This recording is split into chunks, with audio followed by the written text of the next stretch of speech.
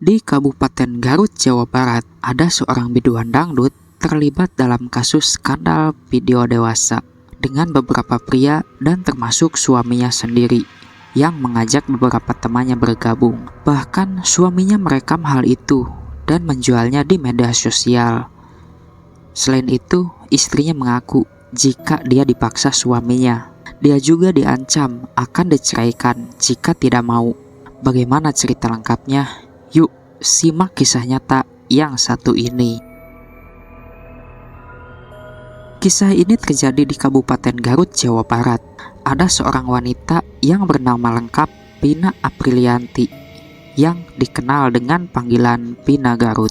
Merupakan penyanyi muda yang berusia 25 tahun. Dia mulai bekerja sebagai penyanyi mulai dari usia 15 tahun. Pina Garut ini hidup dari keluarga yang kondisinya serba kekurangan, dan karena keadaan itu memaksa Pina bekerja sebagai penyanyi sejak usianya tergolong muda.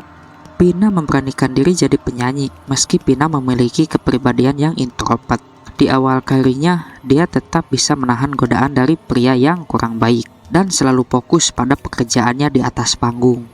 Sayangnya, kehidupan Pina mulai berubah setelah dia bertemu dengan pria yang ternyata merupakan petaka di hidup Pina ini. Pertemuan mereka berawal dari sebuah acara pernikahan di kota Garut, di mana pria itu mengaku bernama Raya. Pria itu juga mengaku sebagai pengusaha sukses. Dengan rayuan Raya, akhirnya Pina luluh saat itu juga. Hari demi hari berlanjut, Pina dan Raya mulai bertukar pesan singkat. Ternyata itu adalah awal mimpi buruk yang tak pernah dibayangkan oleh Pina sebelumnya. Perkenalan singkatnya saat itu berkembang menjadi cinta yang dalam.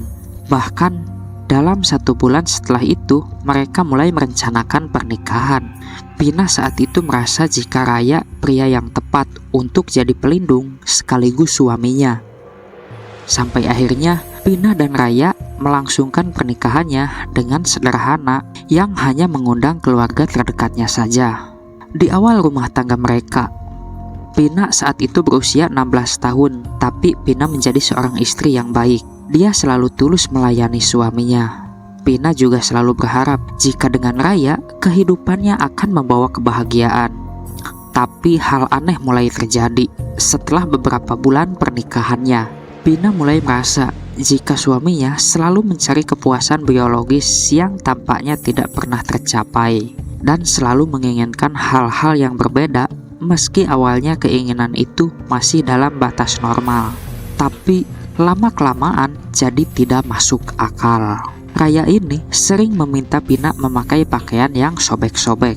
Karena ingin menjadi istri yang baik, Pina selalu menuruti dan tidak mempermasalahkan hal itu. Selain itu, Pina mempunyai pandangan jika melayani suami adalah tanggung jawab seorang istri. Sampai Pina bertemu dengan suatu momen yang tidak akan pernah dia lupakan. Saat Pina sedang tidur, suaminya berbisik jika dia ingin istrinya itu berhubungan dengan beberapa orang lain. Dan saat itu juga suaminya meminta Pina untuk melayani sahabatnya. Sementara itu, suaminya menonton dengan adegan tersebut. Mendengar permintaan suaminya, seketika Pina marah dan menolaknya mentah-mentah. Bagi Pina, hal itu adalah hal menjijikan dan mustahil jika seorang pria rela berbagi tubuh istrinya pada lelaki lain. Karena penolakan itu, Raya suami Pina marah dan berteriak sangat keras. Bahkan Raya mengancam akan meninggalkan dan menceraikan tanpa ragu. Di malam itu, pertengkaran dan pertikaian antara Pina dan suaminya pecah. Pina tetap teguh menolak fantasi keinginan suaminya. Di sisi lain, Raya berencana mengusir Pina dari rumahnya jika Pina tetap menolak. Dan karena tidak ada pilihan lain, akhirnya Pina terpaksa menyetujuinya untuk membagikan tubuhnya pada pria lain. Peristiwa itu pun terjadi di sebuah hotel di kota Garut. Saat itu, Pina datang bersama suaminya dan bertemu dengan 2 orang pria di lobi hotel. Setelah bertemu di lobi, akhirnya mereka menuju ke kamar yang telah di-booking sebelumnya. Saat masuk kamar, Pina merasa canggung. Dia juga tidak tahu apa yang harus dilakukannya saat itu.